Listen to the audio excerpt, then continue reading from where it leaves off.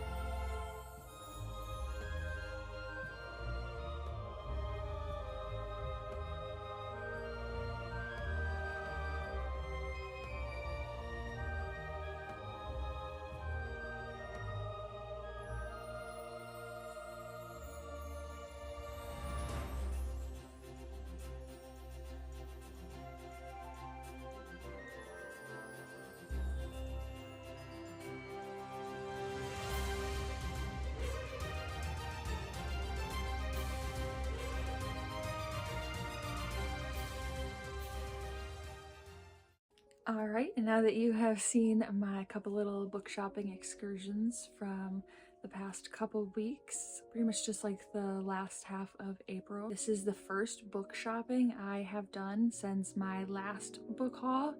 I took a solid 4 months, I believe, or maybe actually I think it's 3 months off from book purchasing. I was really proud of myself, and I maybe did go a little overboard. Definitely bought more books than I had planned, but I think it was still a manageable amount. So yeah, I will just show you first we'll just go chronologically what I got, and I'll tell you where I got them from. First, I went to a couple bookstores in Traverse City. I went for my boyfriend's birthday. The first one I guess we'll talk about is The Wishing Game by Meg Shaffer. This has kind of been pitched as a like Charlie and the Chocolate Factory, Willy Wonka and the Chocolate Factory, but with an author and his home like in place of the Chocolate Factory, if that makes any sense. I think it's got a little bit of like magical realism, if I'm not mistaken. It's really all I know about it going in. I have heard pretty good things about it, and it just sounded so fun and magical, and this cover is just so cute. So yes, that is my first purchase, The Wishing Game by Meg Shaffer. And then I also bought from Horizon Books Bunny by Mona Awad. Now I've had my eye on buying this for a really long time now, like honestly almost a year, and finally decided to pick it up. I've been really in the mood for it, so I think I will get to reading this pretty soon as well. And yeah, I'm sure that you've heard about this. It's been quite popular for some time now.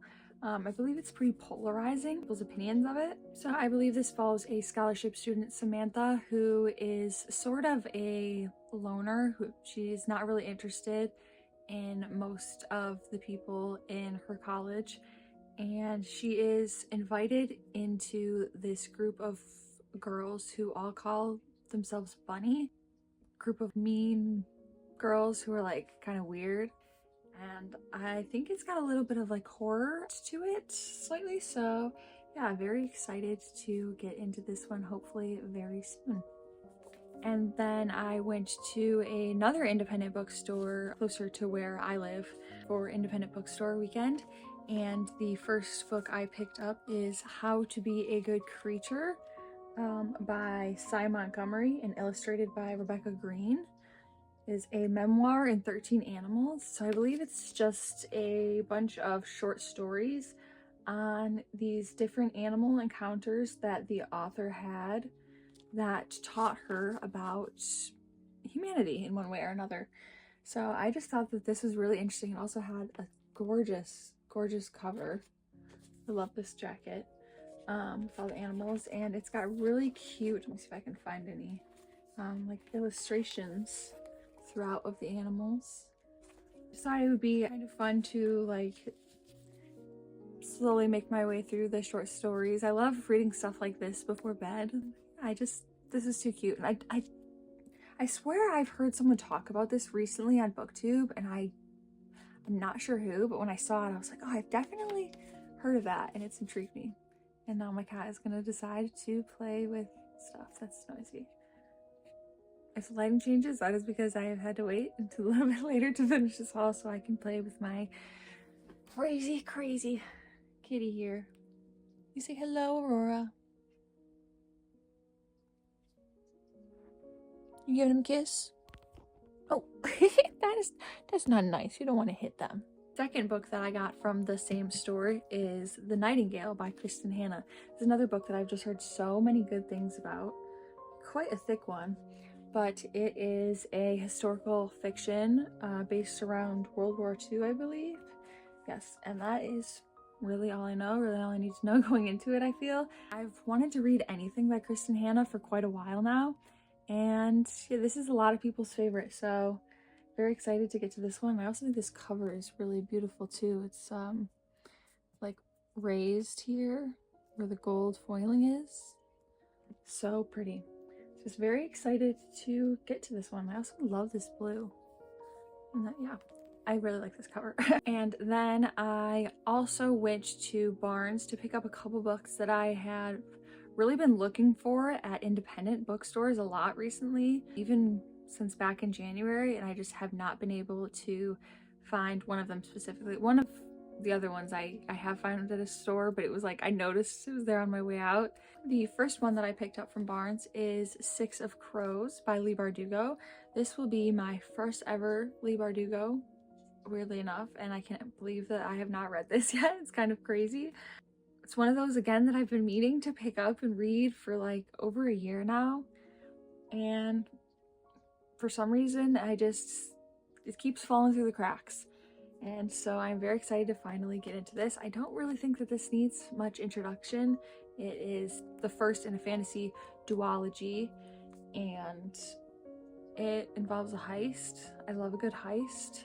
I think I will really love this one. I really don't think I've heard any bad things about this book, so that's a little bit scary to go into, but it's another one that I think I will pick up very, very soon because I've wanted to read it for so long.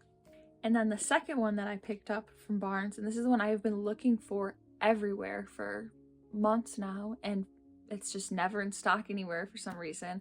And I don't really love to order books from online unless I'm getting like a special UK edition, and that's obviously my only option because so often you get a book shipped in the mail and it comes to you and like the front cover is like bent or it's all beat up, you know. And this is definitely a 5-star prediction for me, so I knew I wanted like a nice pretty copy, possibly to annotate, and that is The Starless Sea by Erin Morgenstern. I've seen a lot of people talk about this on BookTube, Book Talk, all over the internet, and both good and bad things. Some people love it, some people hate it. I think that the way it's been described is something I will definitely love. Now, this is a book I really can't give you much of a description about. I really don't know what the plot is like. I just know that it is supposed to be written very beautifully, be a very kind of, I don't want to say convoluted because that has like a negative connotation to it, but it's sort of like whimsical vibes over plot type of thing. I've heard that about both. Why am I talking so weird? I've heard that about both of Erin Morgenstern's books. Both The Starless and The Night Circus are definitely more like character and vibe, atmosphere focused than plot. But I love a book like that. That's really all I can say about this one. Very excited to get into this. It's definitely not my like preferred copy, but I think it's cute. I like this cover. That is the last thing that I got from Barnes. As you can see so far, I was like limiting myself, like 2 books per bookstore that I went to. And I didn't want to get overexcited after I had been on a book buying ban for so long. Cause sometimes if you cut yourself off, right when you get back to it, you know, you just kind of like go in, you go hard and things get out of hand. Things are still a little bit out of hand, but not too much. And the last place that I went was to the library sale with my friend Sarah, and I had a really lovely day with her. We actually might end up doing a little bit more book shopping together here soon because I'm just buying her a bunch of books for her birthday. She was kind enough to give me a Barnes & Noble gift card for my birthday. Did originally purchase 2 books at this library sale. We got like a stack like this big. Unfortunately, one of the books that I bought did end up having mold along the spine. It was one of those like partially cloth bound where the spine is made of cloth, and unfortunately it was molded. I did not realize that until I got home and was cleaning off the dust jacket, and I was like, oh, what are all those white spots? That's a little bit peculiar. So yeah, I had to toss that one out. I don't think I got any footage of it, but it was The River Beyond the World. I'll have to put in a little picture of it here with the author's name because I can't quite remember right now. But it was a short story collection about, I believe, 2 women from Mexico at different points in history. It sounded really, really interesting, but yes, unfortunately did not get to keep that one to read. But maybe if I find it out again another time, I will pick it up. Or I will check it out from the library, because they should have it if it was a book that they were selling. I'm not sure how these used library sales go, if it's their old books or people bringing them in. Yeah, that's beside the point. But the book that I did get to keep from the library sale is The Lovely Bones by Alice Sebold. Alice Sebold. Not sure which one it is, but I love this movie. But I did not come to know that it was a book until much later on. So thought I needed a copy of this so I can get around to finally reading the book, because I'm sure that the book is better. And this is the point in the video where my cat starts making a lot of noise and trying to knock over my tripod. So I think I will wrap this up. This is our final haul. I got a nice range of stuff. I got a nonfiction, historical fiction, some like general fiction, a couple fantasy, and I'm not really sure what you would classify The Lovely Bones as. If it's like written like a general fiction or if it's more of like a thriller. Not quite sure. But yes, this is my book haul from April.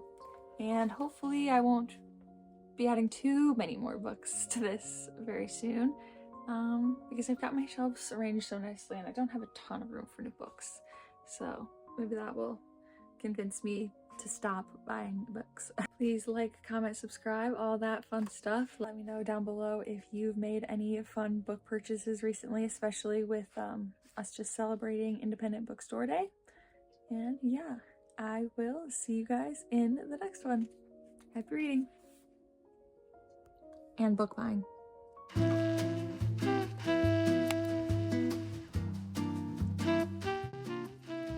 You tell them like and subscribe and comment below how cute I am.